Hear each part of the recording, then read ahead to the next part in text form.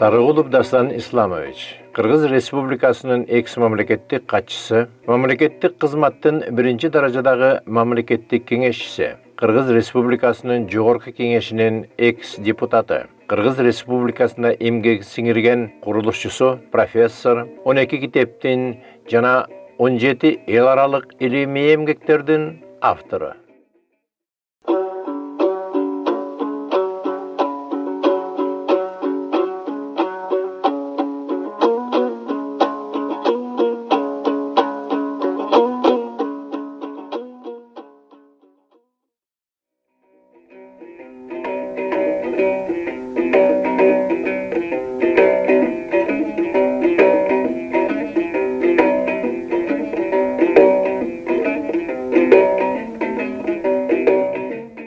Кыргыздын жерине көзүн салган күчтөр өтө көп дүйнөдө. Ошол инкылаптагы тополоңду пайдаланып туруп, биротолу мамлекеттүүлүктөн колубузду үзүп алсак эмне болот? Ажырап алсак эмне болот? Бул өтө чоң коркунуч. Сепаратисттер деле бар да. Бар, андайлар. Өзүнчө автономия берилсин деген. Андайлар бар да. Андайлар эмне үчүн болуп атат? Биз өзүбүз кыргыз тилин сыйлабасак, кыргыз тилинде жөндү сүйлөбөсөк, мына жогорку кеңешти алып көрсөңүз, эмне деп сүйлөп атат? Өкмөттү алыңыз, президенттердин аппаратын алыңыз. Буларга кыргыз тили кереги жок болсо, буларга кыргыздын тарыхы кереги жок болсо, кыргыздын санжыра түзүлүшү кереги жок болсо, анда эмне бөлөк улуттарга керекпи? Силер кыргыздар өзүңөр муну сактабай жатасыңар деп атпайбы бизге? Туура. Өзүңөр муну урматтабай жатасыңар, анан эмне? Мен урматташым керекпи деп. Ошол эле учурда мен бир 60-тан ашып калган орус ардагерине орус чиркөөнүн жанынан өтүп баратып, жолугуп калып, мындай кийим менен бараткан. Ошол айтып атпайбы, токтотуп ал. Силер улуу элсиңер дейт. Эмне үчүн дедим? Биринчиден силер чылым чекпеген элсиңер дейт. Мен бала кезде билем силер чылым чекчимесиңер. Силерде бизге окшоп күн-түн аракты азык кылып, аш кылып ичпейсиңер дейт. Биз дейт, мисалы, мына канча кыз келинде жүрдүк өйдөлдөй болуп, мен 5 аял алдым койбодум. Силер андай эмессиңер дейт. Силер ыймандуу, адептүү, үлгүлүү, өзүнчө бир мындай сыймыктана турган элсиңер деп мага көчөдө айтып атат. Мен таң калдым орустан ошону угуп отуруп. Демек бул кыргыздын улуулугу болуп атат да. Эмне үчүн биз ошол улуулукту жээрибиз? Эмне үчүн ошол улуулуктан тескери кайта кетебиз? Кимге кетебиз? Ошол жана ата тегин сыйлабаган, 3 ата эмес, чоң атасын билбеген элдерге ээчибизби биз? Бизди ойлоно турган мезгил келди. Мына Темекенин мунунун баарын эмне үчүн көтөрүп атасың? Бул мезгилдин талабы. Мунусуз кыргыздын келечеги жок, кыргыздын башы бирикпейт. Бирок кыргыз дайымата улут деген улуулукту туу кылып көтөрүп келген. Акыркы 70 жылда улут дегенди жок кылып койбоду. Уруучулук, жамандык, жакшылыкта да өзүн актап атат да. Бирок мисалы жанагы санжыра уруучулук кыргыз элин бөлөт деген бийликтин бир эле барак мыйзам менен буга чек койсо болот. Ким мансапкорлуктан же бир кайсы жеке кызыкчылыктан урууну бөлсө 5 жылдан 10 жылга чейин абакка кесилет деген. Бирок бийлик өзү кызыктар болуп атат да. Уруулардын башы кошулбаган үчүн. Анткени каалаганын жасап атат да. Каалаган саясатын жүргүзүп атат.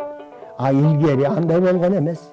Илгери уруулар дайымата жалпы мекенин кызыкчылыгын, улуттун кызыкчылыгын биринчи орунга койгон.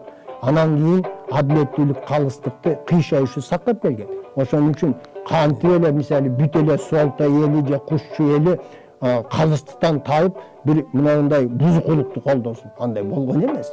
Болуу мүмкүн эмес. Болбойт. Эмне үчүн биз элибиз уруучулук санжыра менен ынтымакты бир айт бөлүп жарат деп ошончо элибизди кемсинтебиз? Эмне үчүн?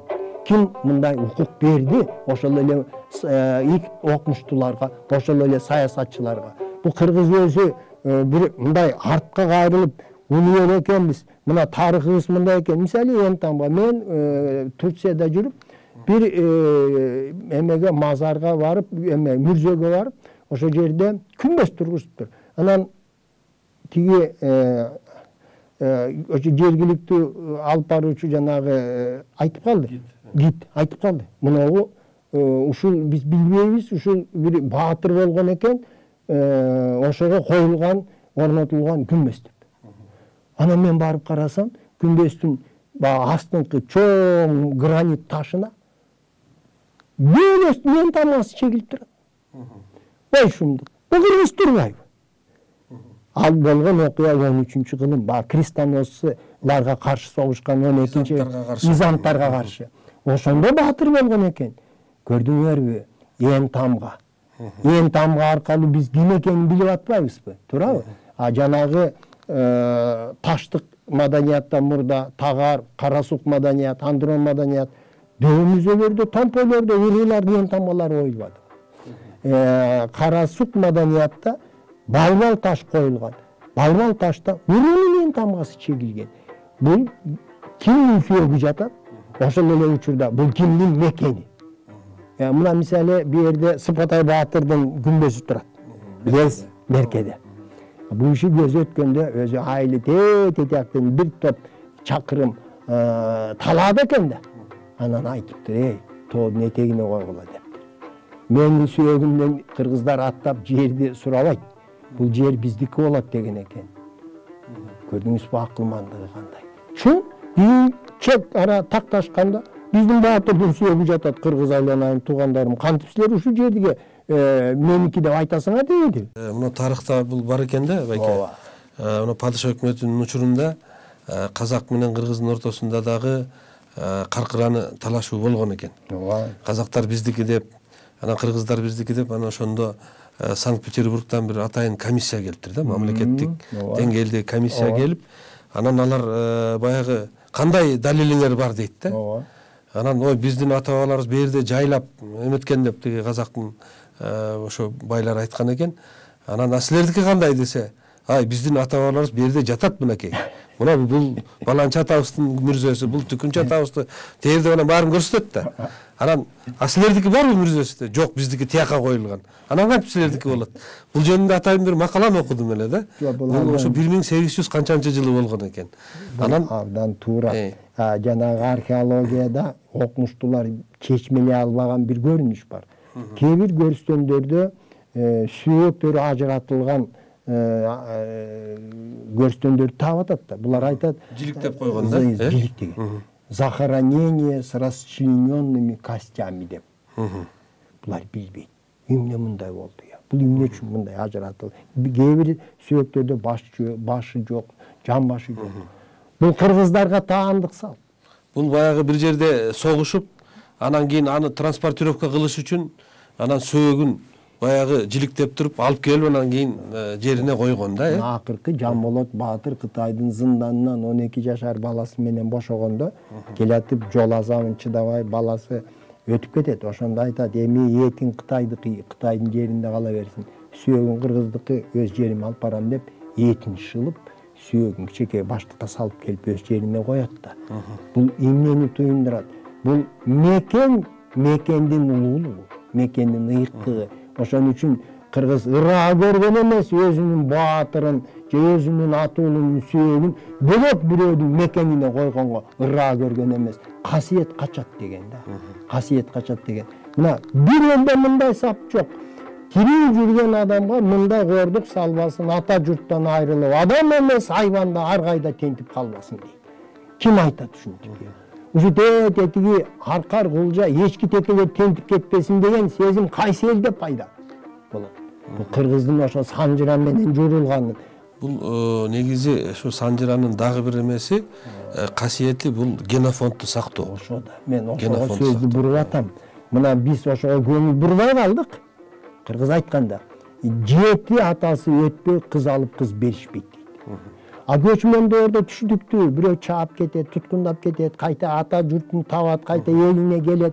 Анан, ой, сен атаң ким дегенде билбесе, мүмкүн сенин эки атадан кошулган бир тууганыңдын небереси, чөбөрөсү болот. Анда кыз берүү болбойт да. Ошон үчүн кыргыз айткан, жетесин билбеген кул деген. Ага кыз берүү мүмкүн эмес деген. Анткени майып төрөлөт да. А майыптан кимге пайда? Түйшүктөн башка коомго эчтеке жок. Мына көрдүңөрбү?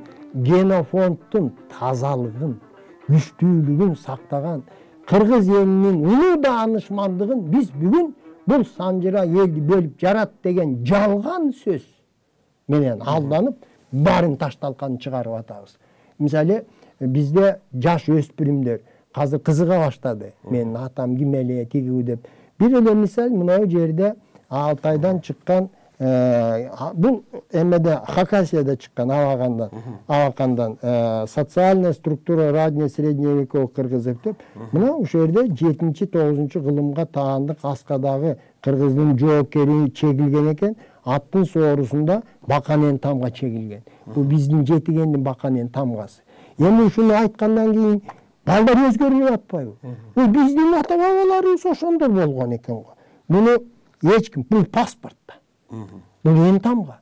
Муну эч ким жокко чыгара албайт, эч ким талаша албайт. Бүгүн да барсаң, жылкыларда баканен тамга. Жылкыларда, бодомалдарда, уйлардын соорусуна негизи жылкыга, ызытып туруп темирден ошо менен баскан да. Азыр да бар. Анан ушул 7-кылымда анда биз ошол жерде жашаган турбайбызбы? Анда биз жөнөкөй эмес турбайбызбы деген таптакыр бөлөк сезим пайда болуп атат. Ал эми биз мына сиз айттыңыз, акыркы 3 жылда уруучулукка бир аз бурулуу болду деп.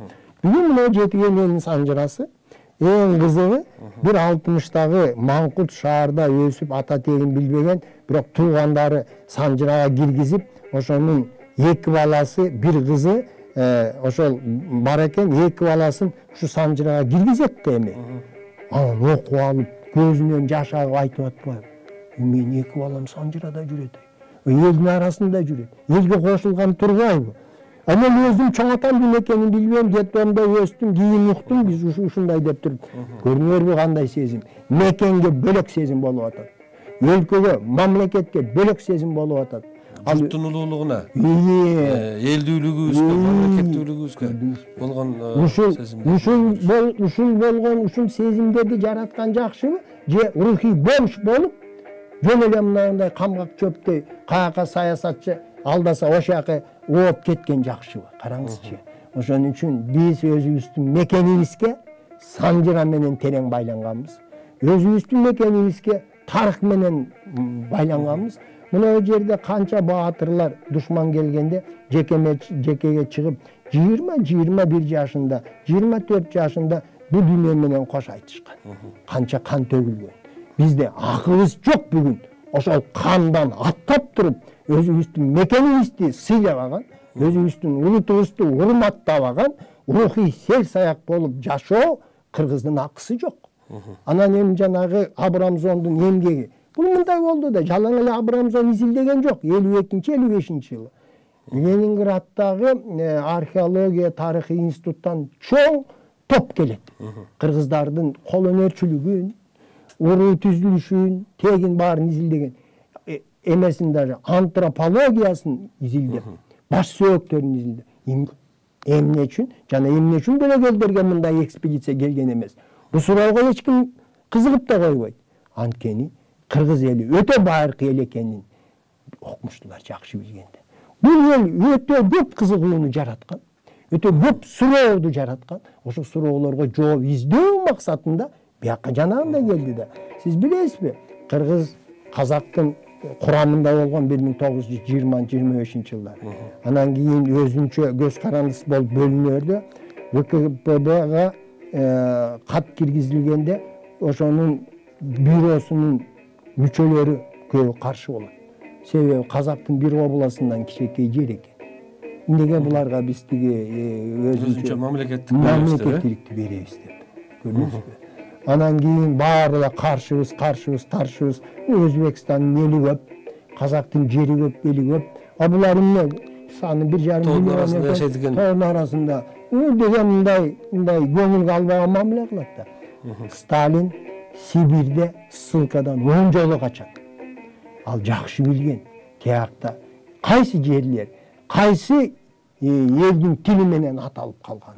Анан ошол угуп отуруп, анан эми булар чектеш, булар бизге келечекте ушу чек-араны бекем кармоо максатында деп тигилерди мындай жумшатып туруп, анан өзү кысыл калем менен анан кол коюп таштаган экен. Көрдүңүзбү? Берсин деп. Берсин деп.